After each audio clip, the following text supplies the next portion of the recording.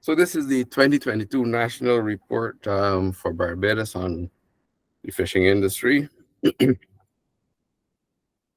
Let's start with the vision of the Fisheries Division, which is the effective management, conservation, and sustainable use of fisheries and aquaculture resources that minimize social and economic benefit, that maximize social and economic benefit to fisheries stakeholders and contribute to food security. That is similar to the mission statement, which is to manage and sustainably develop the fisheries resources of Barbados for the benefit of our people, both present and future generations. So I'll start with some statistics. There are approximately 30 fish landing sites around the island, and these are categorized based on the infrastructure present. The primary landing sites, there are about 8 of them. Those are markets. They have facilities, cold storage, ice, areas for processing fish, areas for selling fish. Then there are the secondary landing sites. Some of them, well, one of them is close to what the markets look, some of the smaller markets look like, but many of the others are simply sheds, a roof, a slab for preparing fish, and running water. Then there's the tertiary landing sites, which have no permanent infrastructure. Most of them are just open beaches. So the bulk of the island's fish catch is landed at the Bridgetown Fish Market and the Barinda Cox Fish Market at Oistins. Tolls are charged for the use of the market, and the records from these tolls are based on the amount of fish that the people pass through the market. So the records are used to get the data on quantities and type of fish landed. The statistics at the fish sheds are recorded by caretakers assigned to the sites. The commercial fishing fleet consists of 4 types of boats. The Moses are undecked vessels. The day boats are decked, usually have an inboard engine. And the ice boats, similar to the day boats, but they carry a ice hold, which allows them and the longliners to stay out for a number of days. And obviously, the longliners use the longline gear. So over the past few years, 2022, the fisheries sector, although it was significantly impacted by the pandemic, they've managed to survive. The sargassum influx into the region starting in 2011 has reduced the island's overall fish landings from a mean of 2,753 tons of fish during the non-sargassum years to about half of that, 1,332 tons during the years of heavy sargassum input. That's 2011 to 2012 and 2015 to the present. The sargassum has impacted the species composition, with flying fish, which was 65% of the total catches in the non-sargassum years, reduced to 35% of the total catch when affected by sargassum. The marginal contributors, such as carangids or the jacks, have become more notable components of the catch, going from 0.6% to about 5% in the sargassum event years.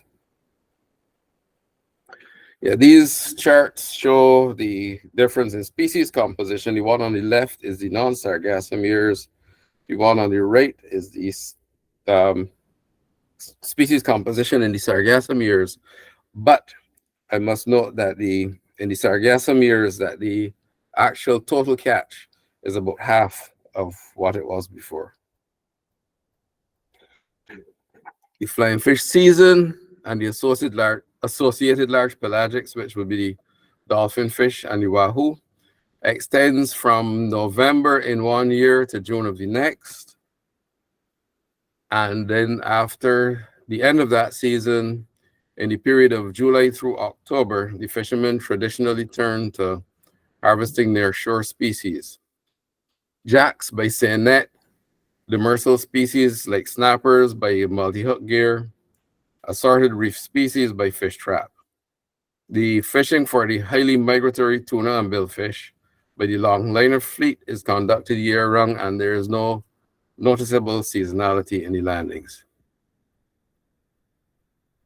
The traditional fishery for sea eggs has suffered over 40 years from long-term stock depletions that resulted in multi-year closures of the fishery, and illegal harvesting is considered to be the primary obstacle to consistent recovery of the stock and the establishment of a sustainable fishery. There were a few months-long fishing seasons in 2015, 2016, and 2019. The Almaco jack, referred locally as the amberfish, has become very popular in the local market and is a target species of the local fishers. And it is very welcome because of the lured flying fish catches. It can't quite make up for, but it does provide fish and employment. There's a small fishery for lionfish with a limited market comprising of a number of local restaurants and the general public that buy at the fish landing sites such as Pile Bay. There is a recreational fishing fleet estimated at around 29 in 2007 that has existed for many years, and most of them operate as charter vessels. They target large pelagics using rod and reel. Their fishing trips are usually less than a day in duration, and there are annual billfish tournaments hosted by the Barbados Game Fishing Association. There's also a diverse group of shore-based fishers that include part-time anglers, cast net fishermen, and spear fishermen. Value-added products. Although a sizable portion of the fish brought in at the landing sites is purchased directly by the local householders, a significant portion is taken by the local commercial fish processing companies to produce a variety of value-added products. At least 8 commercial fish processors currently operate, and Mohan et al. In 2007 estimated a value-added figure of around 2.6 times the value of the locally landed fish. Bridgetown and Oistins are the only landing sites with facilities for the ice boats and the longliners, which target the large pelagic such as tuna and billfish. So the landings of those species are considered to be comprehensively covered in our records, since they are seldom landed by the smaller vessels like the day boats. The majority of flying fish and their associated species are landed by the ice boat fleet, which also operate from those market sites, and therefore the majority of the catches of those species pass through the monitored markets and sheds. It is estimated, however, that less than 50% of the landings of demersal species pass through the markets. So raising factors based on these shortfalls in the statistics are used to calculate the final total landings reported for each fish group. The Fisheries Division maintains computerized records of fish landings and a database of commercial fishing vessels and registered fisher folk. There is a dockside data collection program collecting data on fishing trips, primarily from the longline fleet, on species of large pelagics of interest to ICAT. The catch and effort data, such as the length of trip, number of hooks, length and weight measurements of samples of the catch.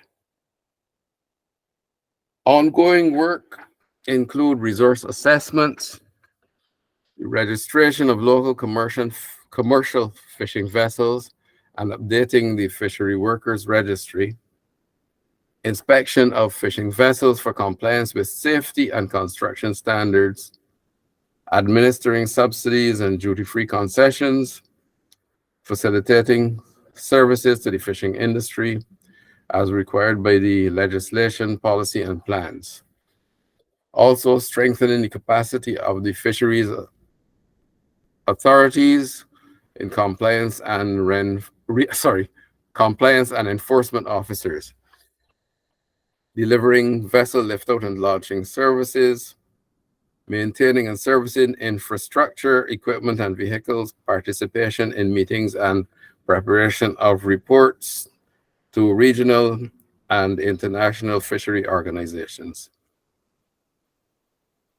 Further, there's the Barbados Fisheries Sector Management and Development Policy 2023 to 2033 that's being worked on, the legislative reform, including the draft fisheries management regulations and the sustainable management and development suite of laws, and the deployment and maintenance of moored FADs.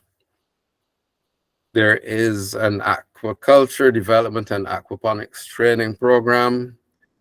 There are fisheries management and conservation activities and public awareness and communication, as well as participation in national and regional projects such as DigiFish and CLME and so on.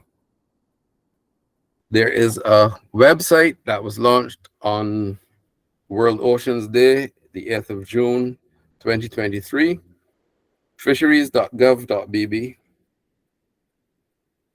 And then there are upcoming projects, programs, and initiatives. There's a vessel remarking exercise to comply with IMO requirements, infrastructure upgrades and asset care management for the office building and so on.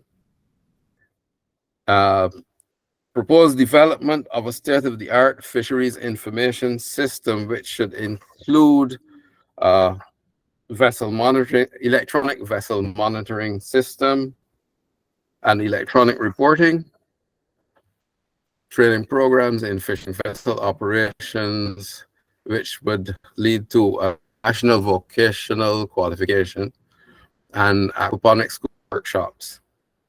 There's also the idea of piloting an e-traceability system to support access to premium export markets for yellowfin tuna, and the revitalization of fisherfolk organizations and the FSC to support the co-management of fisheries resources. Thank you. Thank you for listening. Thank you, Mr. Franklin. Appreciate the presentation that you provided. We have gone a bit over, but we will go ahead and take one question from Mr. Gregory Kong. Thank you, Chair. Excellent presentation, as all of them are. It's very interesting to see empirical data regarding the significant impact of sargassum on fisheries. But can you categorically offer a reason for the significant reduction in flying fish landings? Is it related to catchability or population densities? And has it been confirmed that sargassum is the cause of the reduction and not just a correlation with the influx? Yes, it would be the catchability in that it is difficult to fish with the sargassum around. So sometimes the fishermen don't even see the flying fish, but they tend not to be around the sargassum. Plus the method of fishing, which we use a sort of a mini fad tied up cane leaves floating in the water. So with the sargassum being out there, those leaves do not appear to attract the flying fish. Thank you, Mr. Franklin, for your presentation.